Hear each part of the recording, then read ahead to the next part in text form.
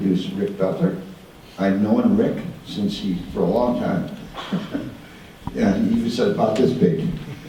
And Rick is a part of a family business, substantive family business, with many businesses, all in the restaurant supply area, not food, but everything else, and very vertically integrated. They make everything from the blotter that you put your drink on, to the glasses, they print them, to the silverware, and all the supplies in a restaurant operation, tableware, etc. And then all the supplies that back that up. And he has a brother, he has a dad, and that usually is a triangle. But in this case, it is not. And maybe he'll get to that. Rick Boelter.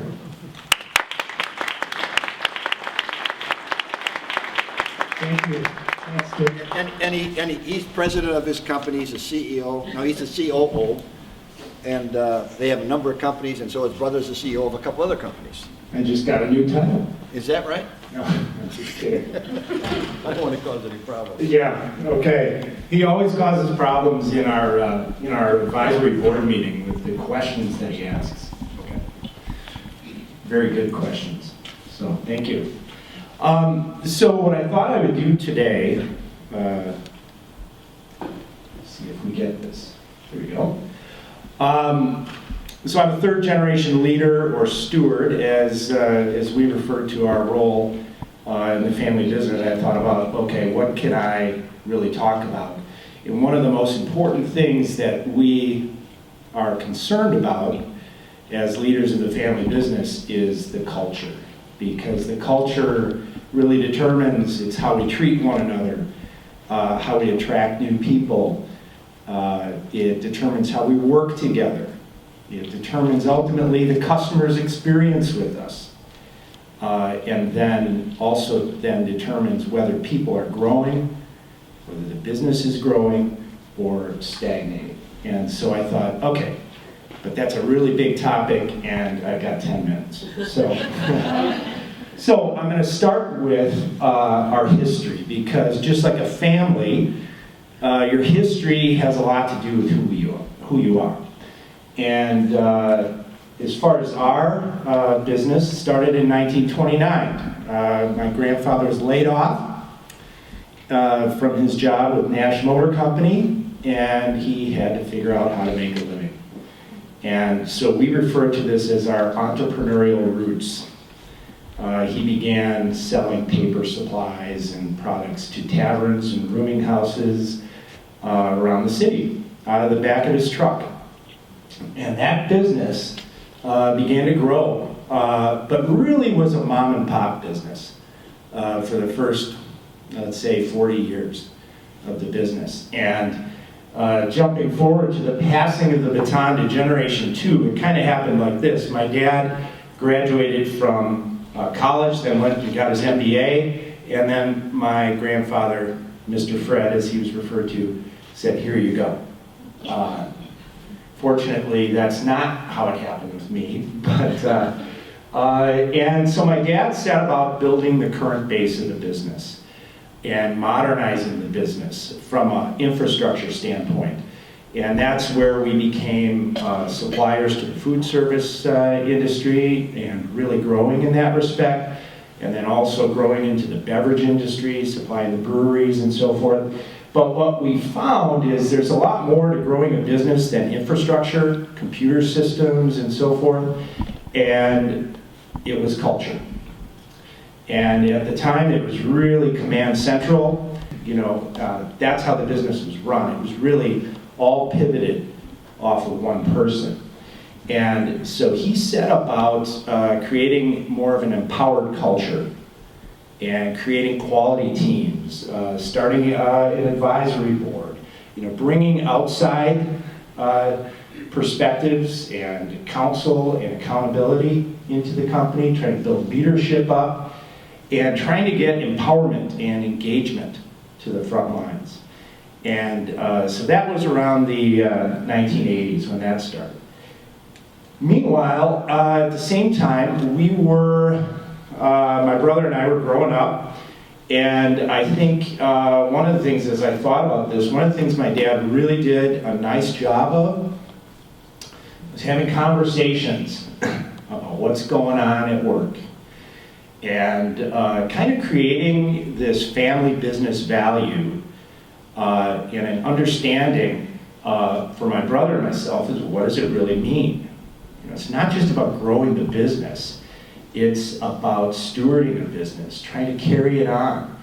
And that's what we refer to as a family business value. It's a wonderful, wonderful opportunity. At the same time, we heard my dad talking about the difference between management and leadership, and stewardship, and the responsibility, the privilege of being in that position, and all the people that are invested along with you in that process. We also, this is where I was introduced to servant leadership, and he referred to it as the upside down pyramid, where leaders are not here to be served, they're here to serve. And the frontline people interacting with your customers every day. So pay attention to them, serve them, give yourself toward them.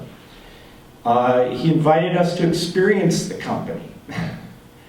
And this was in the warehouse, you know, the bowels of the organization, where it's dirty and you're rolling up your sleeves and really meeting these people, authentic people that are really getting the work done every day. It's a great part of my journey. Also, not pressuring us to get into the company right away. Get out there, you know, get an education, grow up, make some mistakes, get feedback from people outside of the business, you know, get encouragement, get promoted outside of the business. And so my brother and I both kind of went out of state for college, which was very good. You know, worked in other organizations, and that was very, very good for us to grow and mature outside of the company. And then growing up and coming back. So making that decision to come back to the company and being excited about it. And that's very different, I think, than, you know, some family businesses that you feel obligation or you feel pressure. And that was not the case for Eric and me. And meanwhile, that culture continued to grow. And so Eric and I joined the company early 90s, and we got involved on the front lines right away, customer service, purchasing, you know, really rolling up our sleeves, but also we got involved with quality improvement teams and all different aspects of the business. And one of the things we did around the mid-90s is we had a leadership summit, and with 25 leaders in the company, and we collectively put together what we refer to as our vision and values. You know, for a lot of companies, you know, this can be the plaque up on the wall or the page in the employee manual. We really set about making this, integrating it into the fabric of our organization and talking about the values. And each one of these values has a definition, and we dig into it and we try to talk about it a lot. And looking forward, sometimes Eric and I talk about, well, do we need to redo this thing? Do we need to go back and re-look at it and everything? Well, we keep coming back to it's still super relevant to what we do today.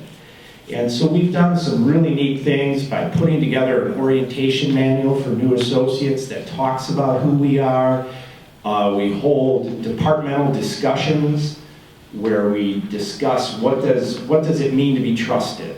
You know, what is responsiveness? What is importance of the individual? And so we engage cross-functional departments in discussions in that to try to bring this into the fabric of our culture. The other thing that this does for us, our vision and values, is it creates transparency and accountability. And one example of this is super powerful for me is we had a fatality in our warehouse about 10 years ago, 9-10 years ago. And you know, we did our best to handle it, but made some mistakes. And I was approached by 2 or 3 people privately, sat down in my office and said, Rick, this is not what I expect from Boelter in how you handle this. Tremendously humbling.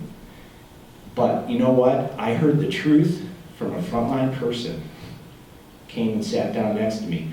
And the thing that opened the gates for that discussion was because we talked about what we stand for. And when you talk about what you stand for and you don't walk the talk, that creates some powerful discussions and really, through trials, really creates an opportunity for growth as an organization. So it shines light on our shortcomings and really creates a more humble culture, I think, because you can't help but deal with your shortcomings when you're talking about your ideals and what you're trying to be. The other thing recently is our eyes are opened up as you grow. One of the challenges is you need growing people. And so we looked at one area, just popped out on the page, is importance of the individual. And it's like, we're falling short on that. And so we created and rolled out a coaching, Boelter coaching process to really help people develop and grow, because one of the things that keeps us up every night is we're growing, and there's more people, it's more complicated, the culture can fragment real easily. You get, as Dick mentioned, we have different companies, different businesses, you get a different culture going over here, and you can start losing your way. And so that's really, our biggest challenge as we're going forward now is how do we carry this on? How do we keep revitalizing and bringing the culture into what we do and how we treat people?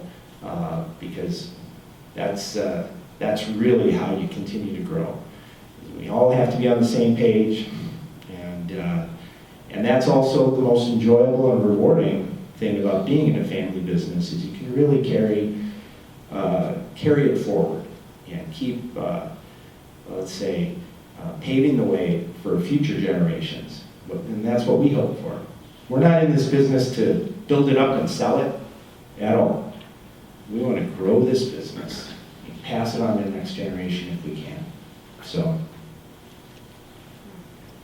that's what I thought I would say today. So Excellent, excellent. am I out of time?